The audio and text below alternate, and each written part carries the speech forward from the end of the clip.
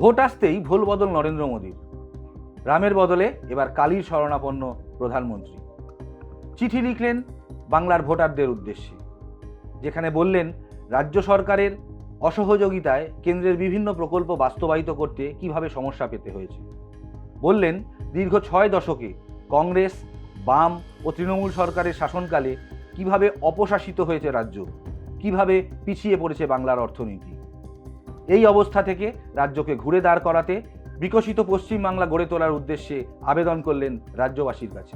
চিঠিতে কি লিখলেন প্রধানমন্ত্রী, তার পাল্টা কি বললেন বিরোধীরা, দেখাবো আপনাদের।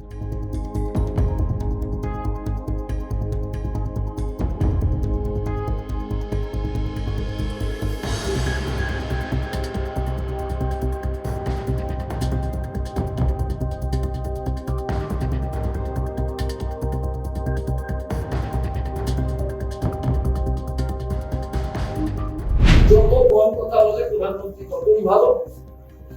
তার কারণ কথা বললেই বর্তমান থেকে গ্যাস বেরোবে। আজকে পশ্চিম বাংলায় যেখানেই আপনি যাবেন, যে কোনো লোককে জিজ্ঞেস করবেন, রাস্তায় যা নিশান, যা চিহ্ন পাবে কংগ্রেসের তৈরি। সারা ভারতবর্ষের যে কোনো জায়গায়। তারপরে তো অনেকে সরকারে অনেক রাজনৈতিক, আর বিজেপি এখানে 18টা সিট, 12টা সিট এবং এতগুলো বিধায়ক 2001 একটা চিহ্ন কিছু বানাতে পেরেছে, যেটা থেকে বলা যায় যে হ্যাঁ এটা আমার, এরা ক্ষমতায় নিয়ে এসো, আমি মুভি বানাবো। একটা দেখাতে পারবে? প্রধানমন্ত্রী বাংলাতে চিঠি শুধু নন, তিনি বাংলাতে সোশ্যাল মিডিয়াতেও দেন পশ্চিমবঙ্গের বিভিন্ন মুনি ঋষিদের বিষয়ে, বিভিন্ন দুর্গা পূজা থেকে শুরু করে বড় বড় আমাদের ভারতীয় এবং সনাতনী উৎসবের ক্ষেত্রে প্রধানমন্ত্রী যখন পশ্চিমবঙ্গে আসেন, আসার আগে তিনি বাংলাতে তার সোশ্যাল মিডিয়ায় দেন এবং তিনি পশ্চিমবঙ্গে মা কালীকে প্রণাম করে, মা দুর্গাকে প্রণাম করে তিনি তার বক্তব্য শুরু করেন বাংলাতে। চিঠি বাড়িতে বাড়িতে আমরা পৌঁছে দিয়েছি। তিনি মেট্রো উদ্বোধন করতে এসে পরিষ্কারভাবে দমদমে বলে গেছিলেন, আমার কাজ বাংলার হিত গৌরব ফেরানো। স্বাধীনতার সময় বাংলা শিল্পে এক ছিল, বিনিয়োগ এক ছিল, ফরেন ডাইরেক্ট ইনভেস্টমেন্ট বাংলায় সবচেয়ে বেশি এসেছে, কর্মসংস্থান বাংলার সকলের হাতে কাজ ছিল। বাংলায় বরঞ্চ অবিভক্ত বিহার, ইউপি, উড়িষ্যা থেকে, আসাম থেকে লোক আসতো কাজের খোঁজে। বাংলা শিক্ষাতে একে ছিল, বাংলা মেধাতে 1 নম্বরে ছিল। তিনি সেই উদাহরণগুলো দিয়ে বলেছেন যে বিজেপির সরকার আনবেন, আমরা বাংলার যে হিত গৌরব সেটা পুনরায় ফিরিয়ে আনার কাজ করব। এবং তিনি বলেছেন আমি এর গ্যারান্টার থাকলাম। তাই মানুষ, গোটা বিশ্ব যে নেতার প্রতি আস্থা রেখেছে, সেই নেতার প্রতি পশ্চিমবঙ্গের গণদেবতা জনতা জনার্দন ভোটার ভদ্রমণ্ডলীয় আস্থা রাখবেন। আমরা 40% ভোট ইতিমধ্যে পেয়েছি। 2,30,00,000 ভোট আমাদের হাতে আছে।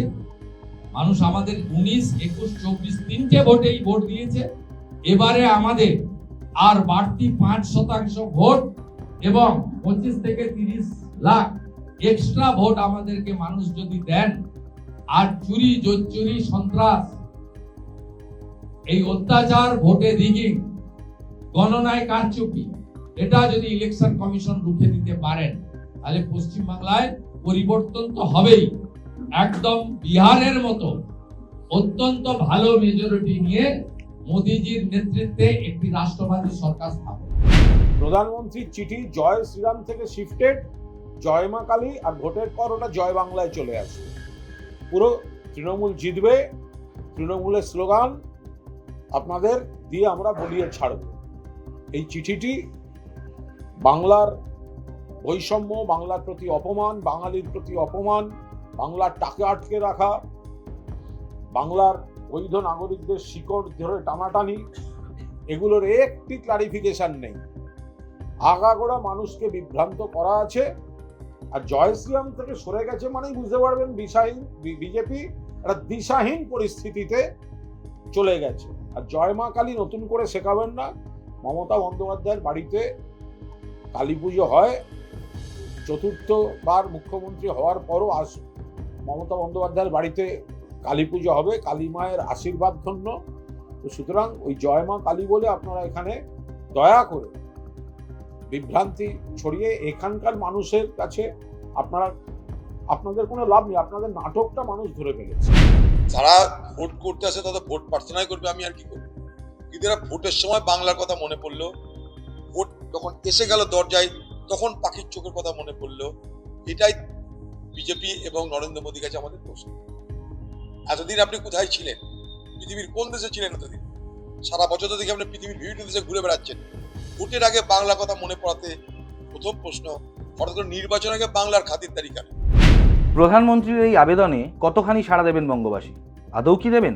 তার জন্যে অপেক্ষা করতে হবে এখনও কয়েক সপ্তাহ। ততদিন নজর রাখুন সংবাদ প্রতিদিন.in। ক্যামেরায় ত্রিদীপ বন্দ্যোপাধ্যায়ের সঙ্গে আমি সোমনাথ রায়, সংবাদ প্রতিদিন.in। এবারে ভাই ভোটের লড়াই এই এখানেই দেখবো।